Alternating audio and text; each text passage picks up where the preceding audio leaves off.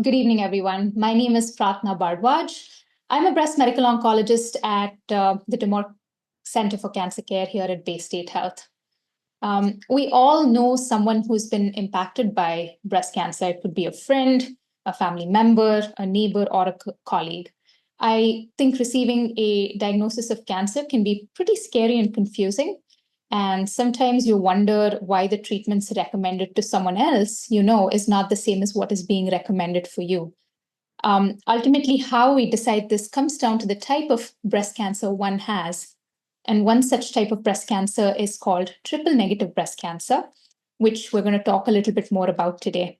This is the third webinar in a series of talks hosted by Baystate Health for Breast Cancer Awareness Month. So thank you for joining me today. So let's learn a little bit about triple negative breast cancer, some basics. So triple negative breast cancer or TNBC, which is what I'm going to be referring to in my subsequent slides, is a rarer form of breast cancer. It makes up about 10 to 15% of all breast cancers. It tends to be more aggressive or faster growing. I've had several patients be pretty disappointed that a mammogram did not really catch their cancer, although they've been very diligently having annual or biannual screening. It's because of its aggressive or fast growing nature that these types of cancers may develop between mammograms. These types of cancers are typically what we call as grade 3 tumors. We often grade tumors between 1 to 3, with grade 1 being the slowest growing tumors, as you can see here, and grade 3 being the fastest growing tumors. And as I mentioned, triple negative breast cancer tends to be grade 3 tumors. Have you ever wondered why this entity is called triple negative breast cancer? For that, we should first try to understand how or why breast cancer occurs and various types of breast cancers by protein or receptor status. So this is a picture that I kind of draw for a lot of my patients that I see. This right here is a milk duct, and this is a milk sac or a lobule. The breast, as you can see, is made up of many milk ducts with milk sacs or lobules, and they all eventually empty into the nipple, as you can see here.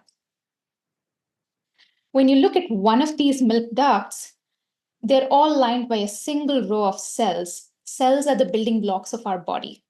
There are breaks and checks in place to ensure that they don't grow more than they should. However, individuals may acquire different kinds of risk factors, including genetic, lifestyle, environmental, hormonal, that can cause damage to the breaks, making them fail. This means that cells start growing in an uncontrolled fashion, as you can see, without a check in place. When this is within the ducts and not outside of the ducts, it's called as carcinoma in situ or non-invasive cancer, popularly also called as stage 0 cancer. Now, if it's growing outside of these ducts, it's called as invasive cancer. What we worry about invasive cancer is its ability to spread outside of the breast, with lymph nodes being the first place that it tends to go to. So when somebody has triple negative cancer, it is automatically an invasive cancer that we're talking about. So when we look at one of these, let's go back. So if we can look at one of these breast cancer cells, there are many proteins that feed breast cancer cells and make them grow more than they should. So you can see here, this is a normal breast cell. There are some proteins, but when there are a lot of these proteins, they can make the cells grow more than they should. And so anytime anybody gets diagnosed with breast cancer, we routinely test for 3 different proteins. 2 of them are hormone proteins called as estrogen receptors and progesterone receptors. And there's another protein called as the HER2 receptor. About 80% of breast cancers are hormone receptor positive and HER2 negative. And about 15% of them are HER2 positive. And when cancers do not express any of the receptors, which is the hormone and the HER2 receptors, it is called triple negative breast cancer. So if you think about it, it's a cancer called that way, not for what it truly is, but for what it is not, which is that it does not express any of the receptors that we traditionally see with breast cancer. At this point of time, we're still learning what feeds and fuels triple-negative breast cancer.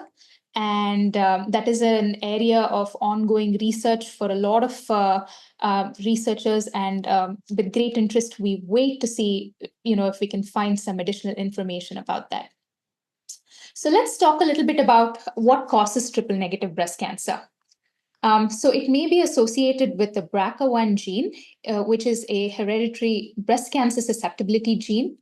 Having this type of gene increases the risk of developing breast cancer up to 70 to 80% up to the age of 85 years.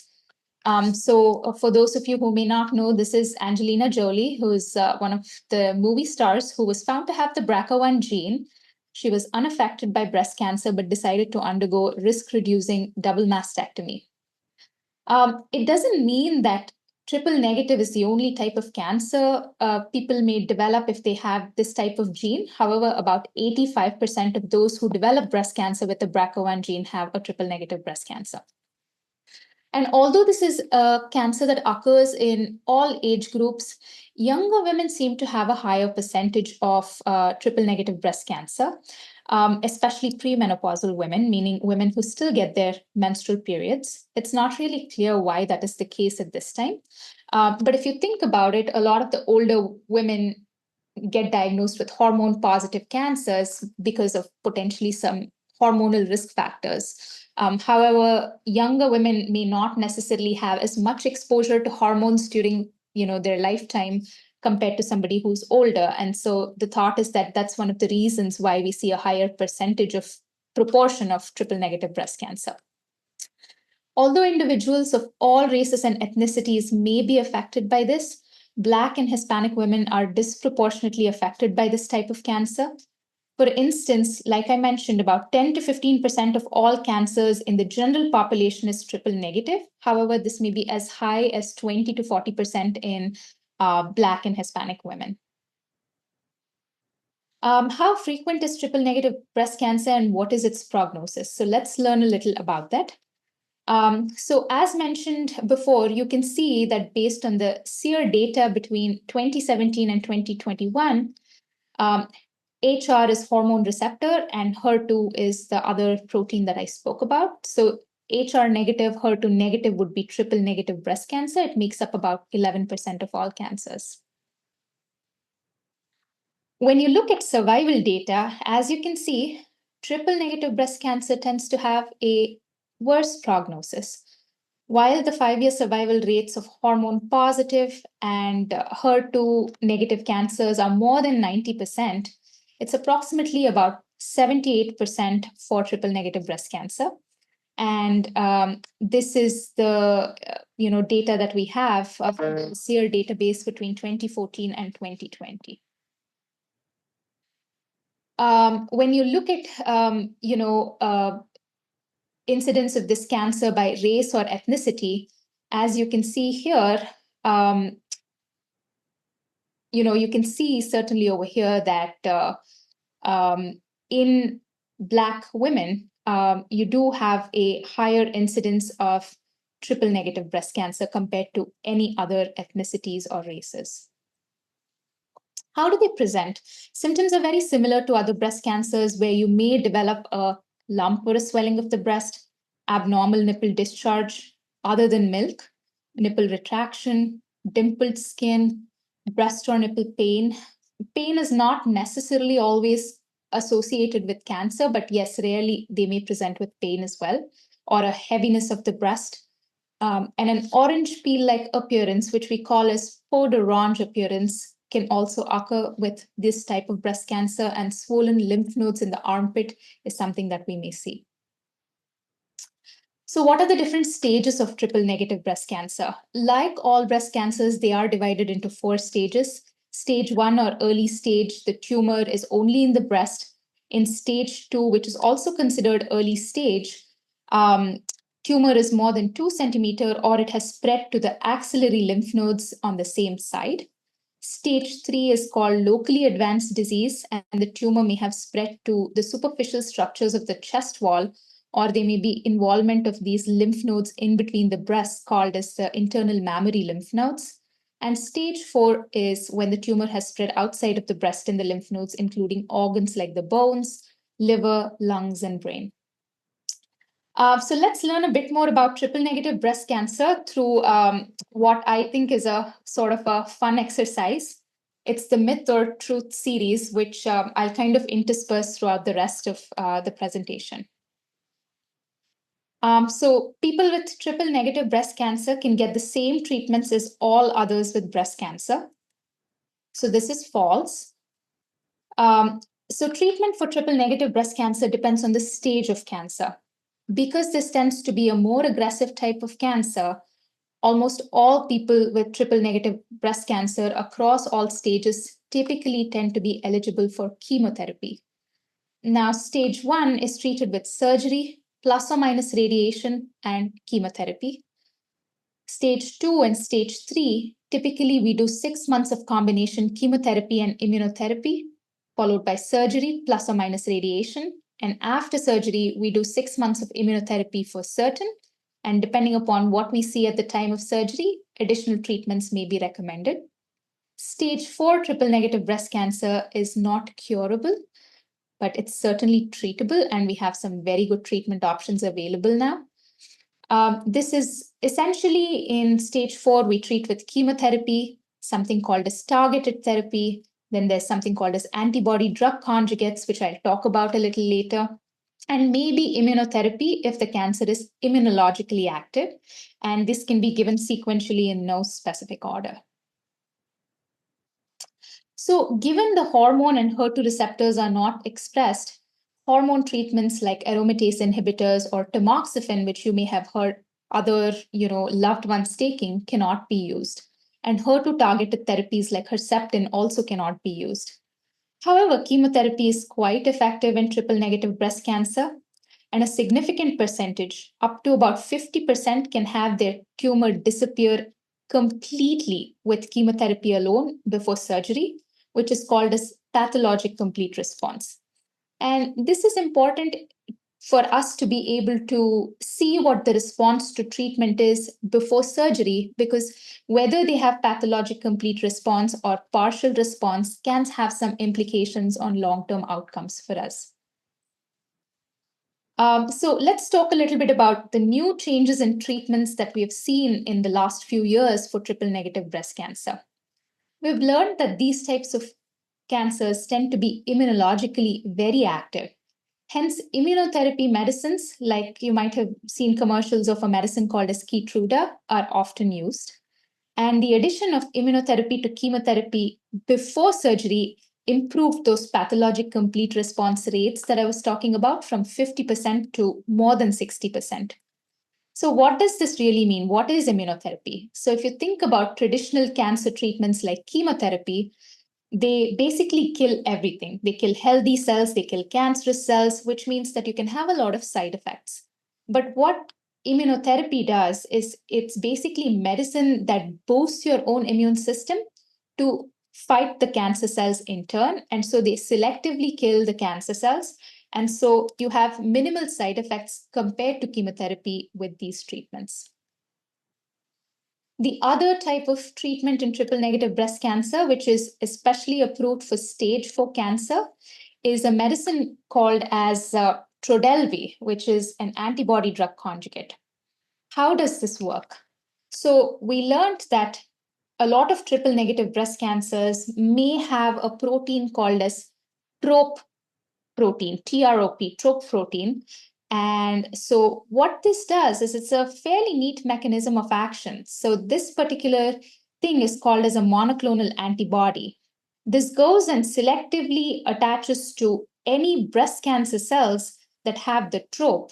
And so this goes and attaches there. And this is connected to a small component of chemotherapy through a linker. So when this goes and attaches to the cancer cells, and very specifically, certain changes in the environment over there will cleave the linker, and this small chemotherapy amount will be dumped selectively into the cancer cells directly. So it is sort of like the best of both chemotherapy and what we call as targeted treatments. They tend to have way lesser side effects than chemotherapy, and have shown a lot of promise in not just triple negative breast cancer, but other types of antibody drug conjugates have also shown promise in HER2 positive cancers as well. So sacituzumab govitecan, or Trodelvy, as I was talking about, is used in stage 4 triple negative breast cancer. And now we're trying to study and see if there is any benefit in doing this in earlier stage cancers in terms of how long women are living. So moving on to our next one, triple negative breast cancer is always hard to treat. So this is false. If triple negative breast cancer is diagnosed early enough, the outcomes can be good. They can still be treated and still be cured. When you look at the 5-year survival rate between 2012 and 2018, localized disease, meaning stage 1 and potentially early stage 2, 5-year survival rates were about upwards of 90%. If it's regional, meaning locally advanced, 5-year survival rates are about 66%. And if it's stage 4, it still tends to be on the still tends to have a worse prognosis, poor prognosis at about 12%. Again, keep in mind that this is between 2012 and 2018, and we started routinely using immunotherapy from 2020. So we don't have updated data yet at this point of time, but I imagine that this is definitely way better compared to what we see here at this point of time. So next one, triple negative breast cancer can be prevented. So I would say it is true, certainly partially true, I would say. So all things that you would do to normally prevent breast cancer could be applicable for triple negative breast cancers as well. There are some things that are beyond a patient's control, which we call as non-modifiable risk factors. You do not choose the family that you're born into. You do not, choose what race or ethnicity you belong to. But there are certainly, things that you can do. And those are some things that I wanted to list today. Maintaining a healthy weight is really important because breast cancer and obesity are certainly linked. Regular moderate intensity exercise up to about 120 to 150 minutes per week is certainly recommended because we know that regularly exercising reduces the risk of breast cancer in general. Important for you to know your family history. Again, as I mentioned, we don't choose what families we are born into, but it's important for you to try and be as up to date with information as possible, because preemptively you can start taking steps. You can start earlier screening. You can potentially qualify for genetic testing if you have a family history of early breast, ovarian, pancreatic, or prostate cancer. And also, it's important to limit alcohol use because alcohol consumption is independently a risk factor for developing breast cancer. So what should you be asking your care team about triple negative breast cancer? The questions that you want to ask are, what is the goal of treatment? Can it be cured, or is it just treatable, where you're going to have to be on treatments long-term for the rest of your life? That would be an important thing to know. Is immunotherapy an option for you? That's something that you want to know. What are the possible side effects of treatment? That's certainly something that you want to know. And the next question you want to ask, are any clinical trial options available? There's a lot of fear of recurrence. So the risk of recurrence for triple negative breast cancer is highest within the first 5 years. This risk declines after 5 years.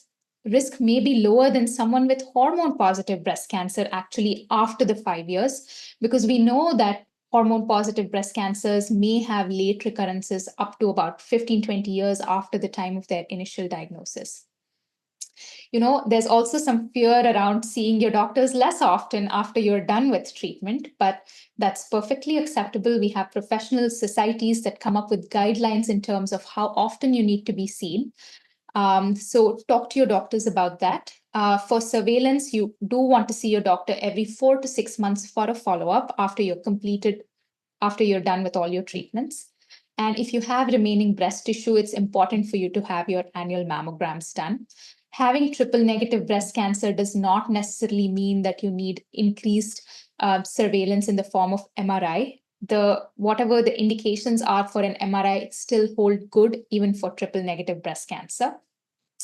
And would highly recommend that you indulge in some meditation, yoga, activities you enjoy, so that you don't let the fear of recurrence kind of come in the way of life. How can we do better? It's very important to participate in clinical trials. Clinical trials exist for patients every step of the way, and they're part of continuum of care. There are some benefits of being on a clinical trial. You have a larger treatment team. You may have possible exposure to really cutting edge new medications. And it really helps other patients with breast cancer. I think, the one important thing to know is none of the advances that we have in breast cancer could have happened without patients volunteering to be in trials. And so I would highly encourage you to find out if there are any clinical trials that you would be eligible for. I wanted to talk a little bit about the available clinical trial for triple negative breast cancer here at Baystate. It's called as ASCENT-05. So we are evaluating the use of sacituzumab govitecan, which is Trodelvy, currently being used for stage 4 cancers, in patients who may have cancer that's left behind after they have undergone chemotherapy before surgery and have completed surgery. So this is currently available, and we are actively enrolling patients. So talking a little bit about new directions, as mentioned before, triple negative breast cancer is named such because of what it is not, and not because of what it truly is. And although there are a lot of similarities, there's a lot of variety in this disease. It's a heterogeneous group of disease. It can behave very differently. Just like these zebras that have so much in common, yet the stripes that they have vary in patterns, making each of them very unique. We do not yet understand why everyone does not have a complete response to treatment with chemotherapy and immunotherapy. There's a lot of research underway to better understand this and to see if there are any other proteins that these breast cancer cells have that we may be able to target in the future. And with that, I'd like to conclude by saying that triple negative breast cancer is not completely understood yet.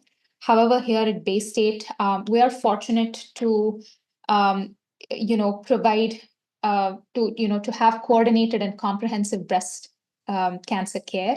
A medical oncologist, a radiation oncologist, breast surgeons, we all come up with a tailored plan for you, and we're constantly communicating with each other.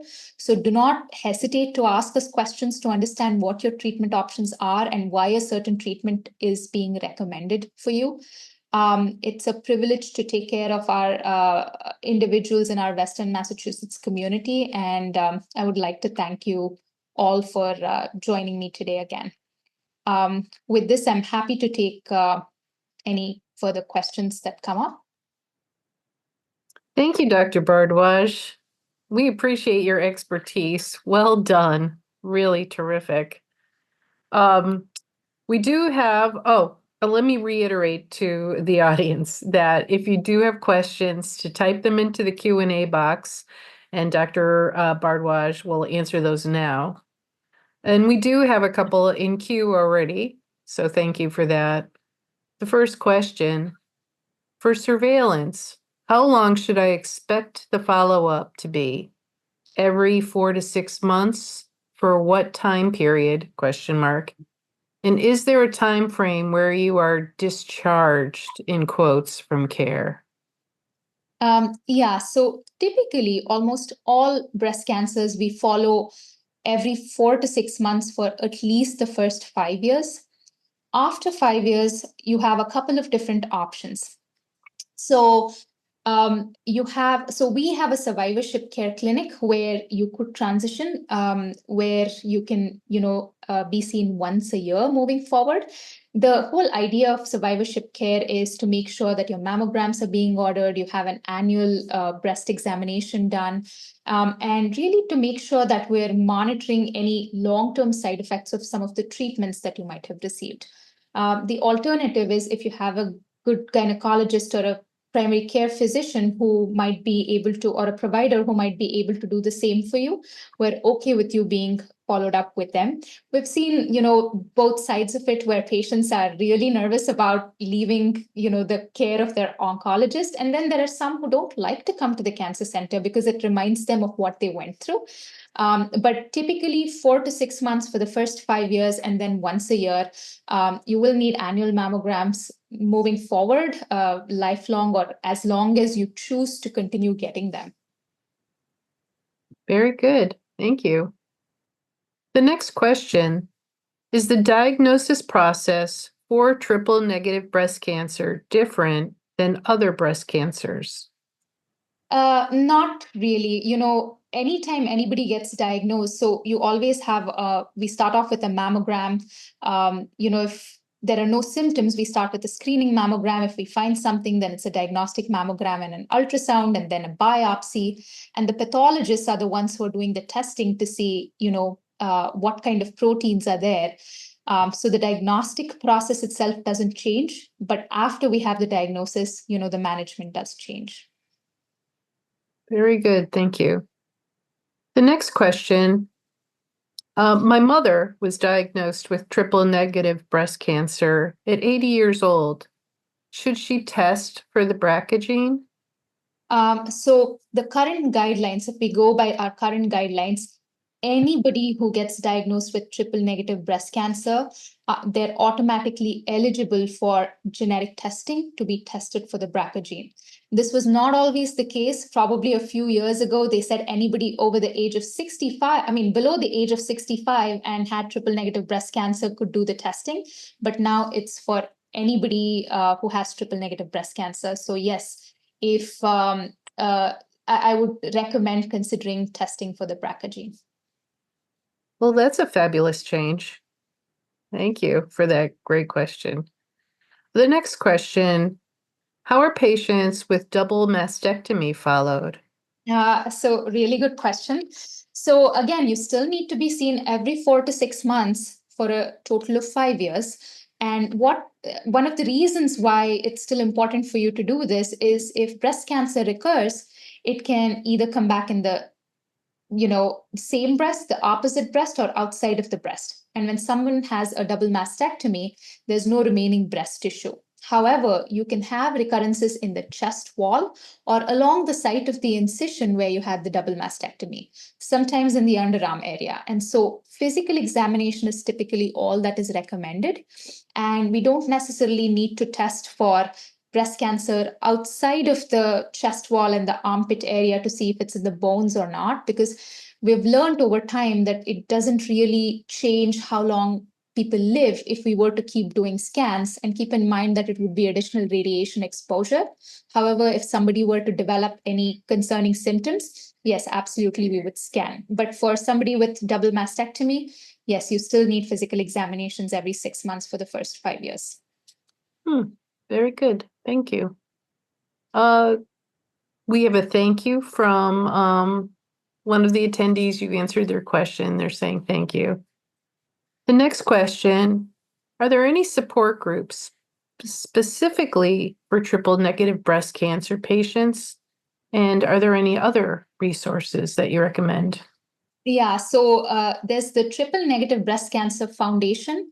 I should have probably put it in my resources slide, which I forgot to add.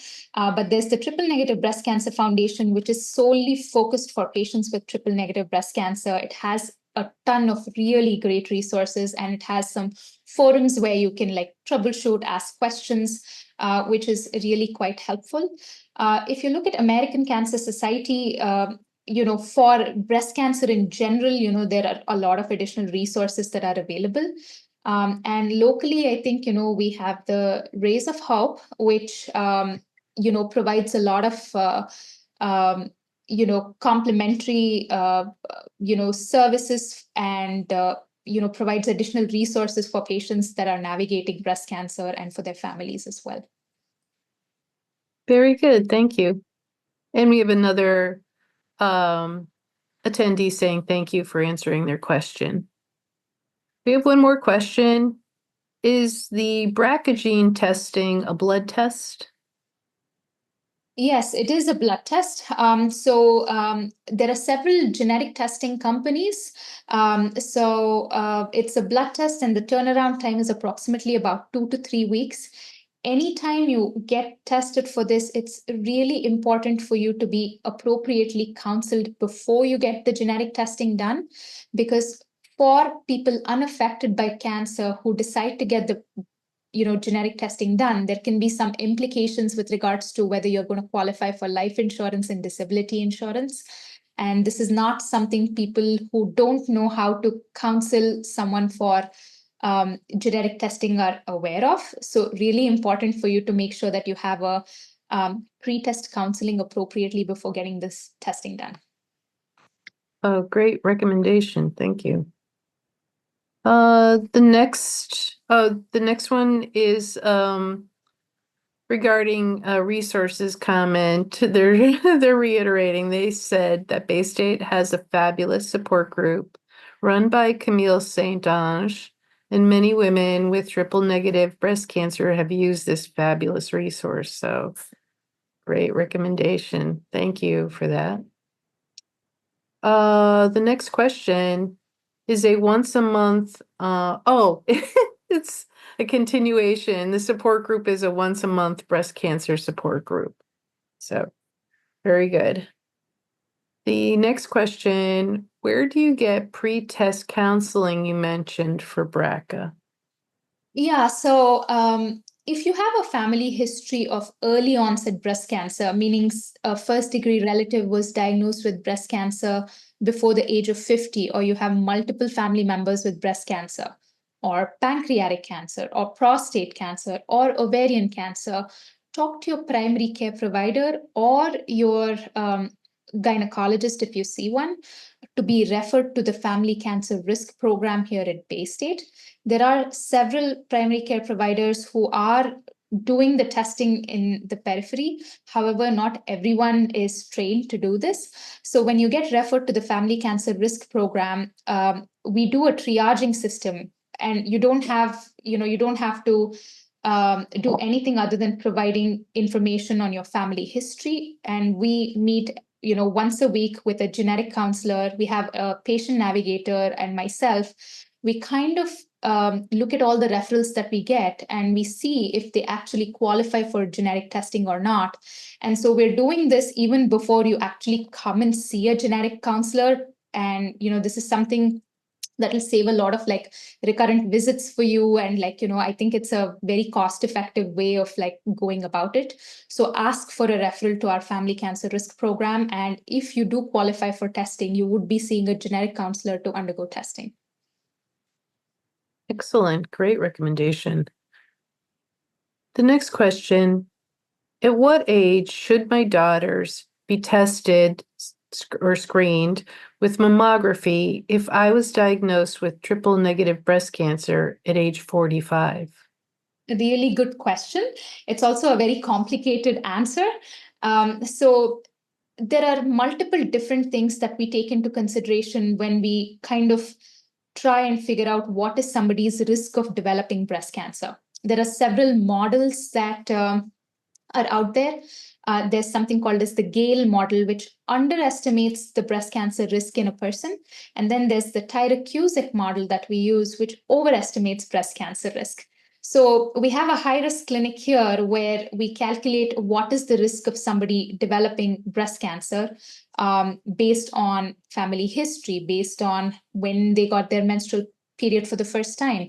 Do they have children? When did they have their first child? Did they breastfeed? All of that kind of comes into consideration for us to make a determination in terms of exactly what type of breast cancer screening they need, whether a mammography or an MRI, and at what age to do it. So I would say typically when there's early onset breast cancer, it needs to be 10 years before the youngest person diagnosed in the family, or starting at the age of 40, whichever is earlier. That's when you want to consider doing screening studies. Very good. Well, great response for a complicated answer. It looks like we're at the end of our questions. We'll just give the audience just another minute in case there's anything else they want to ask. But I thought those were great questions. And I applaud your expertise in what you're doing for women and, of course, men who have breast cancer and all the terrific latest treatments. Really, I applaud your work. Thank you. It's a privilege to care for all our patients in the Western Massachusetts community. Wonderful. Well, that's it for the questions. So thank you, Doctor.